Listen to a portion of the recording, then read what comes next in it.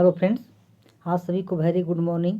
कैसे हैं आप सभी? एक बार फटाफट कमेंट करके बताएं और उम्मीद करते हैं कि आप स्वस्थ होंगे, मस्त होंगे, बेहतर तरीके से अपने प्रिपरेशन को आगे बढ़ा रहे होंगे। तो फ्रेंड्स, आज हम लोग बीपीएससी तथा बीएसएससी द्वारा विभिन्न प्रतियोगी परीक्षाओं में एनसीईआरटी आधारित ज्योग्राफी के पूछे गए महत्वपूर्ण प्रश्न को देखेंगे। तो चलिए बिना देरी किए बढ़ते हैं क्वेश्चन की तरफ। पहला प्रश्न है, समताप मंडल की ऊंचाई क्या है? कहता है समताप मंडल की ऊंचाई कितनी है? तो कितना हो जाएगा? समताप मंडल की ऊंचाई कितना होगा? 50 किलोमीटर हो जाएगा। समताप मंडल की ऊंचाई कितना हो जाएगा? तो 50 किलोमीटर हो जाएगा। ऑप्शन आपका बी है। कहता है समताप मंडल पृथ्वी के वायुमंडल की दूसरी परत है जो क्षोभ मंडल के ऊपर और मध्य मंडल के नीचे स्थित है। यह परत पृथ्वी की सतह से लगभग 12 से 50 किलोमीटर ऊपर तक फैली हुई है। समताप मंडल में ऊंचाई के साथ तापमान बढ़ता है जो ओजोन परत द्वारा सूर्य से पराबैंगनी विकिरण के अवशोषण के कारण होता है। नेक्स्ट है, निम्नलिखित में से कौन सा विकल्प पृथ्वी के सतह से शुरू होकर वायुमंडल की परतों का सही क्रम है? कहता वायुमंडल की जो है परतों का सही क्रम जो है पृथ्वी से सतह से ऊपर की ओर कौन सही है? तो ऑप्शन आपका ए हो जाएगा। सबसे अपनी नीचे कौन होता है? क्षोभ मंडल होता है, इसके बाद समताप मंडल, इसके बाद मध्य मंडल, इसके बाद तापमान मंडल, इसके बाद कौन होता है? तो बहिर्मंडल होता है। ऑप्शन आपका ए हो जाएगा। कहता पृथ्वी की सतह से शुरू होकर वायुमंडल की 5 परतों का सही क्रम इस प्रकार है। सबसे पहले होता है क्षोभ मंडल, इसके बाद संताप मंडल, इसके बाद मध्य मंडल, इसके बाद तापमान मंडल या आयन मंडल, और सबसे बाहरी कौन हो जाएगा? तो बाह्य मंडल हो जाएगा, बहिर्मंडल हो जाएगा। नेक्स्ट है, पृथ्वी के बाहरी परत को क्या कहते हैं? पृथ्वी के बाहरी का जो लेयर है इसे क्या कहते हैं? इसे हम लोग लिथोस्फीयर कहते हैं, स्थल मंडल कहते हैं। कहता है लिथोस्फीयर पृथ्वी के सबसे बाहरी कठोर और चट्टानी परत है। लिथोस्फीयर टेक्टोनिक प्लेट विवाहित है जो पृथ्वी की सतह पर तैरती है। लिथोस्फीयर पृथ्वी की सतह से लगभग 100 किलोमीटर की गहराई तक फैला हुआ है। यह पृथ्वी की कठोर बाहरी परत है जिसमें क्रस्ट और ऊपरी मेंटल शामिल है। नेक्स्ट है, निम्नलिखित में से किस मंडल में मौसमी घटनाएं होती हैं? कहता है मौसमी घटनाएं किस मंडल में संपन्न होती हैं? तो आपका ऑप्शन आपका ए हो जाएगा, क्षोभ मंडल में। कहता है मौसमी क्षोभ मंडल जहां मौसम घटनाएं होती हैं पृथ्वी के वायुमंडल की सबसे निचली परत है। यह तापमान की गिरावट के कारण हवा का संचलन होता है जिसे वर्षा, बर्फबारी तथा आंधी जैसी घटनाएं होती हैं। नेक्स्ट है, आज तक पृथ्वी पर वायुमंडल का कितना उच्चतम तापमान मापा गया है? कहता है कि आज तक जो पृथ्वी का जो है अधिकतम तापमान कितना रिकॉर्ड किया गया है? तो ऑप्शन आपका बी हो जाएगा, आपका 56.6 डिग्री सेल्सियस है आज तक तापमान जब का रिकॉर्ड किया गया है। पृथ्वी कहता है पृथ्वी पर अब तक दर्ज किया गया सबसे ज़्यादा तापमान 56.7 डिग्री सेल्सियस है। यह तापमान 10 जुलाई 1913 को अमेरिका के डेथ वैली में एर्नेस्ट क्रिक ने रेच ने दर्ज किया था। नेक्स्ट, वायुमंडल की किस परत का तापमान सबसे कम होता है? कहता वायुमंडल का वह कौन सा मंडल है जिसका तापमान सबसे कम होता है, न्यून होता है? तब कहा जाएगा मध्य मंडल। कहता वायुमंडल की मध्य मंडल जिसे मेसोस्फीयर कहते हैं परत का तापमान सबसे कम होता है। यह परत समताप मंडल के ऊपर पृथ्वी के सतह से लगभग 50 से 85 किलोमीटर की ऊंचाई तक फैला हुआ है। मध्य मंडल में ऊंचाई के साथ तापमान तेजी से घटता है और इसके ऊपरी भाग में जिसे मेसोपॉज कहते हैं पर वायुमंडल का न्यूनतम तापमान लगभग -90 से -100 डिग्री सेल्सियस दर्ज किया जाता है। नेक्स्ट है, गैस और जल वाष्प के मंडल क्या कहते हैं? कहता है गैस और जल वाष्प के मंडल को क्या कहते हैं? इसे वायुमंडल कहते हैं। कहता है गैस और जल वाष्प के मंडल को वायुमंडल यानी एटमॉस्फेयर कहते हैं। यह पृथ्वी के चारों ओर से घिरे हुए विभिन्न गैसों का मिश्रण है इसमें nitrogen, oxygen, argon, carbon dioxide तथा जलवाष्प घटक हैं। वायुमंडल पृथ्वी पर जीवन के लिए आवश्यक है, मौसम प्रणालियों को संचालित करता है तथा तापमान को नियंत्रित करता है। नेक्स्ट है, इस ग्रह के वायुमंडल में प्रचुर मात्रा में हाइड्रोजन है। कहता है वायुमंडल का वह कौन सा आपका है ना, कहता है किस वह कौन सा ग्रह है जहाँ पर ना प्रचुर मात्रा में हाइड्रोजन गैस पाता है? तो ऑप्शन आपका ए हो जाएगा, शनि है ना। कहता है शनि ग्रह के वायुमंडल में आणविक हाइड्रोजन लगभग 96.3% हाइड्रोजन गैस प्रचुर मात्रा में पाई जाती है। ठीक है, कहता है H2 यानी हाइड्रोजन शनि की संरचना का मुख्य घटक है जिससे इसकी वायुमंडल संरचना अवघनत्व में महत्वपूर्ण प्रभाव पड़ता है। ने तारों का टिमटिमाना तारों की रोशनी के वायुमंडल में के कारण होता है। कहता है कि तारे जो है टिमटिमाते हैं किस कारण? तो ये प्रकाश के अपवर्तन के कारण क्या तारे आपका टिमटिमाते हैं। कहता है तारों का टिमटिमाना प्रकाश वायुमंडल में प्रकाश के अपवर्तन का कारण है। वायुमंडल में कई परतें होती है जिनका घनत्व अलग अलग होता है। जब तारों का प्रकाश आता है तो यह लगातार इन परतों में अपवर्तित होता रहता है। इस वजह से तारे टिमटिमाते हैं। नेक्स्ट है वायुमंडल।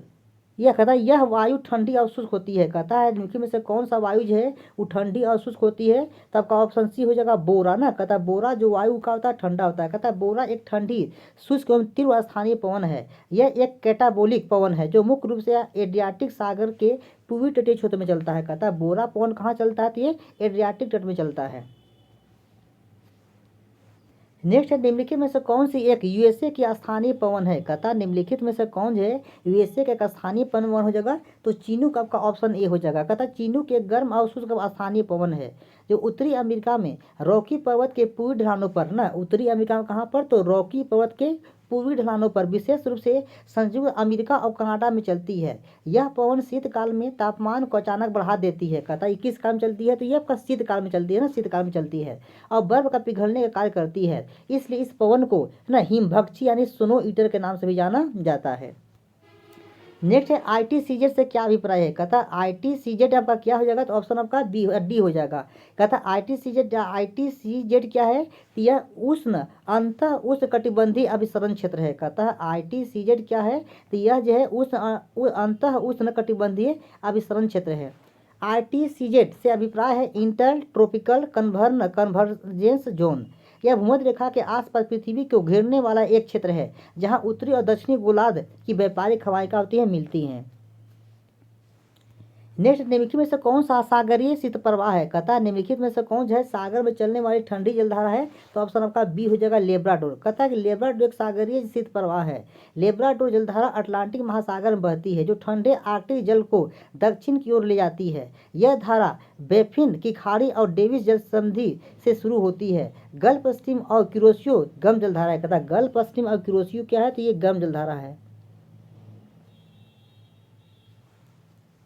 नेक्स्ट है स्थानीय पवन बुरान कहाँ चलता है। कहता है स्थानीय पवन जो बुरान है कहाँ चलता है तो ईरान में चलता है ना। बुरान जो है किस देश में चलने वाला स्थानीय पवन है तो ईरान में चलने वाला स्थानीय पवन है। कहता है बुरान ईरान और कजाकिस्तान के में चलने वाली शीतल पवन है जो उत्तर तथा उत्तर पूर्व की ओर चलती है। भारत में शीतकाल में उत्तरी मैदान भागों में ठंडी हवाओं को शीतलहरी कहा जाता है ना। कहता है उत्तरी मैदान में इन हवाओं का कहा जाता है तो शीतलहरी कहा जाता है। नेक्स्ट दक्षिणी गोलार्ध में व्यापारिक पवने की बहती हैं। दक्षिणी गोलार्ध में व्यापारिक पवने की दिशा क्या है तो आपका ऑप्शन बी हो जाएगा दक्षिण पूर्व से उत्तर पूर्व हो जाएगा। कहाँ हो जाएगा तो दक्षिण कहता है दक्षिण पूर्व से ना, दक्षिण जो है पूर्व से कहाँ हो जाएगा उत्तर पूर्व हो जाएगा। देखिए कहता है कि दक्षिण गोलार्ध में व्यापारिक पवने उपोष्ण कटिबंध उच्च दाब पेटी से भूमध्य रेखा की ओर निम्न दाब की ओर चलती हैं। कोरियोलिस प्रभाव के कारण ये पवने अपनी बाईं ओर विक्षेपित हो जाती हैं जिसके परिणाम स्वरूप इनकी दिशा दक्षिण पूर्व से उत्तर पश्चिम की ओर हो जाती है। ये पवने स्थानीय और क्या होते हैं नियमित होती है ना, क्या होती है स्थानीय और नियमित होती है। नेक्स्ट है बार किसका इकाई है ना, बार किसका इकाई है तो बार है ये वायुमंडलीय दाब का इकाई है। किसका इकाई है तो वायुमंडलीय दाब का आपका इकाई हो जाएगा।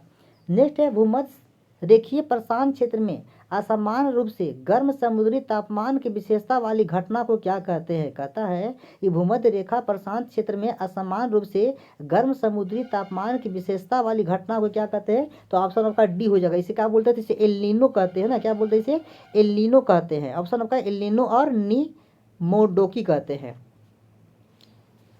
देखा था एल-नीनो और एल-नीनो मेडिको दोनों भूमध्य रेखीय प्रशांत क्षेत्र में असमान समुद्री तापमान वृद्धि का प्रदर्शित करते हैं लेकिन उनके भौगोलिक और प्रभाव के पैटर्न अलग अलग होते हैं। एल-नीनो में पूर्वी प्रशांत में तापमान वृद्धि होती है जबकि एल-नीनो मोडिको में यह मध्य प्रशांत में केंद्रित होती है। दोनों ही मौसमी संबंधी घटनाएं वैश्विक जलवायु को प्रभावित करती हैं। नेक्स्ट है उत्तरी तथा उत्तर पश्चिम भारत में चलने वाली गर्म तथा शुष्क हवा क्या कहते हैं। कहता है उत्तर तथा उत्तर पश्चिम भारत में चलने वाली जो शुष्क और गर्म हवा है इसे क्या कहते हैं तो इसे हम लोग लू कहते हैं। ऑप्शन आपका डी हो जाएगा लू कहते हैं। तो कहता है कि उत्तर पश्चिम भारत में ग्रीष्म ऋतु में विशेषतः मई और जून माह में दोपहर के समय चलने वाली प्रबल गर्म शुष्क धूल भरी स्थानीय पवन को लू कहा जाता है। इसका तापमान अत्यंत ऊंच यानी 45 से 50 डिग्री सेल्सियस के बीच होता है। इन पवनों का प्रभाव मुख्यतः पंजाब, हरियाणा, राजस्थान, उत्तर प्रदेश, बिहार के मैदानी क्षेत्र में देखने को मिलता है और ये मानव स्वास्थ्य के लिए हानिकारक हो सकती हैं, जैसे लू लगना जैसी गंभीर स्थिति उत्पन्न हो सकती हैं। अन्य विकल्प चिनूक, फोन तथा आपका जो है बिलजार क्या है, ये आपका स्थानीय पवन है। नेक्स्ट, निम्नलिखित में से कौन सी उष्ण एवं शुष्क पवन है? कहता है निम्नलिखित में से कौन जो है उष्ण और शुष्क पवन नहीं है तो कौन होगा? बोरा। बोरा क्या है? तो आपका ये ठंडी पवन होगा जो एक आपका एडियाटिक तट पर चलता है। नेक्स्ट, पहाड़ों पर नाकों से ना रक्त निकलने का प्रमुख कारण क्या है? कहता है पहाड़ पर चढ़ने के दौरान जो है नाक से खून निकलने लगता है। इसका कारण क्या है? तो वायुमंडलीय दाब में आपका घटना हो जाएगा, वायुमंडलीय दाब का घटना हो जाएगा। देखा, जब हम ऊंचाई पर जाते हैं तो वायुमंडलीय दबाव घट जाता है। कम दबाव के कारण रक्त वाहिनियों पर अधिक दाब पड़ता है और यह दबाव नाक से रक्त निकलने का कारण बनता है, इसलिए नाक से रक्त निकलने लगता है। नेक्स्ट, यदि बैरोमीटर का मापक एकाएक तेजी से गिरता है तो मौसम की क्या प्रभाव पड़ता है? कहता है यदि बैरोमीटर का पाठ्यांक अचानक नीचे गिरता है तो ना मौसम में क्या प्रभाव पड़ता है? तो आंधी तूफान आने की संभावना रहता है। कहता है बैरोमीटर का मापांक एकदम तेजी से गिरना अति तूफान आंधी वाले मौसम की भविष्यवाणी करता है। बैरोमीटर वायुमंडल दाब को मापता है। दाब में अचानक गिरावट से पता चलता है कि एक कम दबाव वाली प्रणाली आ रही है, जो आमतौर पर तेज हवाओं और तूफानों के साथ होती है। नेक्स्ट है, स्थानीय पवन और उनके प्रवाह क्षेत्र में कौन सुमेलित है ना, आपको जो है सुमेलित करना है। तो बोरा कहाँ चलता है? तो बोरा आपका चलता है इटली में चलता है। मिस्टर चलता है फ्रांस में, यहाँ ऑस्ट्रेलिया में इसलिए गलत है। ठीक है, मिस्टर कहाँ चलता है? तो मिस्टर जो है ये फ्रांस में चलता है, जबकि यहाँ आपका ऑप्शन जो है ऑस्ट्रेलिया दिया, इसलिए ऑप्शन बी गलत आपका है।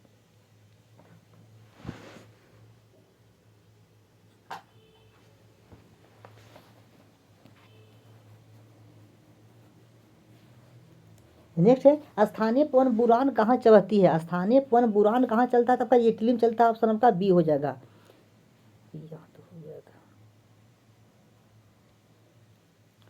चलिए, कहता है एक जो है एक अस्थायी कोरियोलिस बल किस कारण से होता है? एक अस्थायी जो कोरियोलिस बल किस कारण से होता है? तो पृथ्वी के घूर्णन गति कारण होता है। कहता है पृथ्वी के घूर्णन गति कारण जो है एक बल उत्पन्न होता है, इसे कोरियोलिस बल कहते हैं। कोरियोलिस बल के कारण जो है उत्तरी गोला में चलने वाला जो पवन है अपने दाईं तरफ तथा दक्षिणी गोला में चलने वाला पवन अपने बाईं ओर मुड़ जाता है।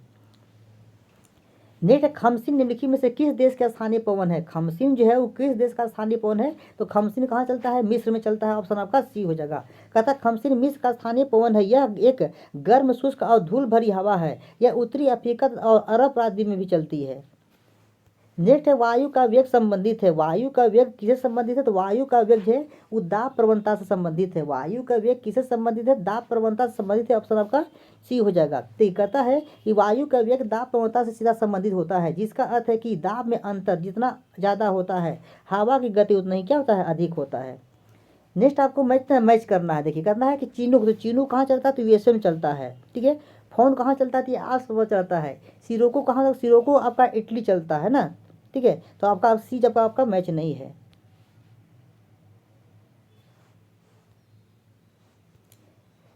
देखिए, नेक्स्ट, निम्नलिखित में से किस चक्रवात ने भारत के पूर्वी तट को प्रभावित नहीं किया है? कहता है निम्नलिखित में से वह कौन सा चक्रवात है जो भारत के पूर्वी तट को प्रभावित नहीं किया? तो वह नीलोफर हो जाएगा ना। कौन होगा? तो नीलोफर जो है भारत के पूर्वी तट को प्रभावित नहीं किया है। कहता है अक्टूबर 2014 में दक्षिण हिंद महासागर में बने चक्रवात नीलोफर ने भारत के पूर्वी तट को प्रभावित नहीं किया था। इस चक्रवात ने गुजरात, महाराष्ट्र, राजस्थान और मध्य प्रदेश को प्रभावित किया था।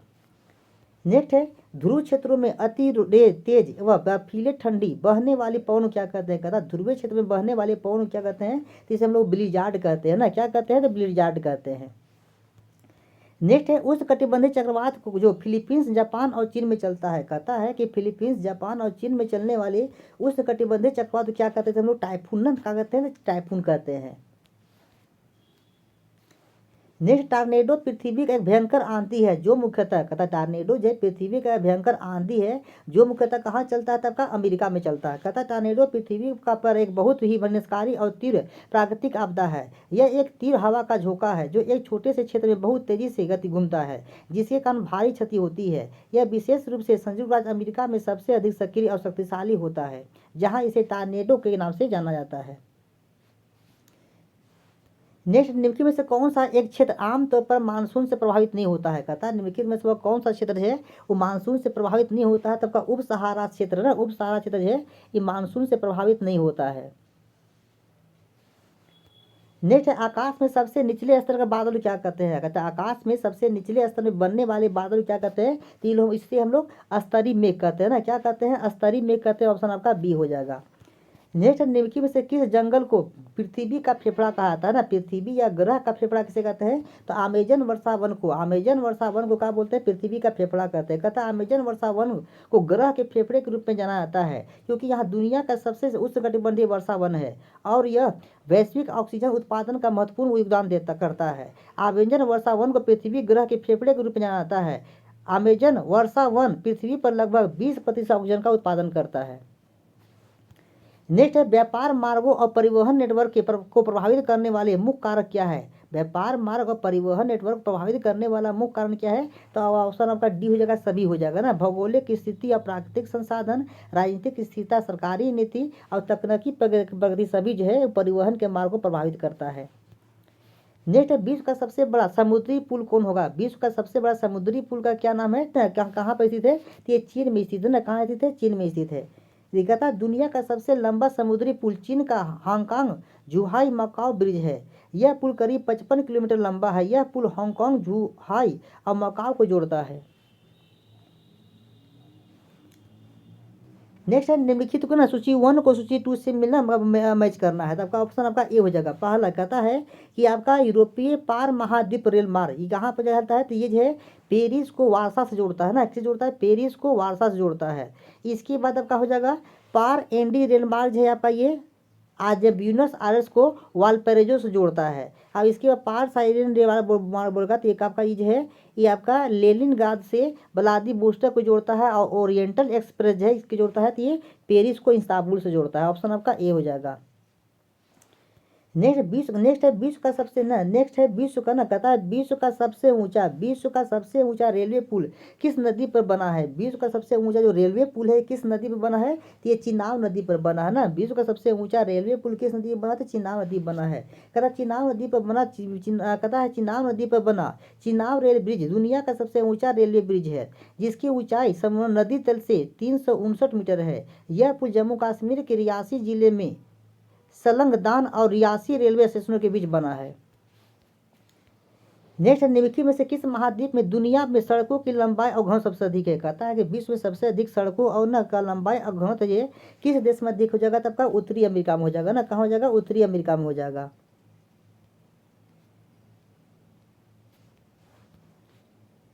नेक्स्ट है निम्नलिखित में से ट्रांस साइबेरियन रेल मार्ग की लंबाई कितना है, कहता है ट्रांस साइबेरियन रेल मार्ग का लंबाई कितना है, ट्रांस साइबेरियन रेल मार्ग का लंबाई कितना हो जाएगा, तो ट्रांस साइबेरियन रेल मार्ग का लंबाई है 9289 किलोमीटर ना, कितना है 9289 किलोमीटर, ऑप्शन बी हो जाएगा। नेक्स्ट है निम्नलिखित में से कौन सा विश्व का सबसे बड़ा रेल मार्ग है, कहता है विश्व का सबसे बड़ा जो है रेल मार्ग का नाम क्या है, इसका नाम है ट्रांस साइबेरियन रेल मार्ग हो जाएगा। कहता है कि ट्रांस साइबेरियन रेल मार्ग दुनिया का सबसे लंबा रेल मार्ग है जिसकी लंबाई 9289 किलोमीटर हो जाएगा। नेक्स्ट ट्रांस कैनेडियन हाईवे जोड़ता है, ट्रांस कैनेडियन हाईवे किसे जोड़ता है, तब का ये सेंट जॉन सिटी से वैंकूवर को ना जोड़ता है। नेक्स्ट है भारत का रेलवे नेटवर्क ना, भारतीय रेलवे का विश्व में कौन सा स्थान है, तो भारतीय रेलवे का विश्व में जो है वो कौन सा स्थान आपका हो जाएगा, तो चौथा स्थान होगा। पहला है रूस का, इसके बाद यूएसए का, इसके बाद कनाडा का हो जाएगा, चौथा भारत का हो जाएगा। नेक्स्ट है कहता है बृहद ट्रंक मार्ग ना, बृहद ट्रंक मार्ग निम्नलिखित में से किसे संबंधित है ना, कहता है बृहद ट्रंक मार्ग किसे संबंधित है, तो आपका बृहद ट्रंक मार्ग आपका जो है सड़क परिवहन से जुड़ा हुआ है ना, किससे जुड़ा हुआ है, तो बृहद ट्रंक मार्ग जो है सड़क परिवहन से जुड़ा हुआ, ऑप्शन आपका ये हो जाएगा।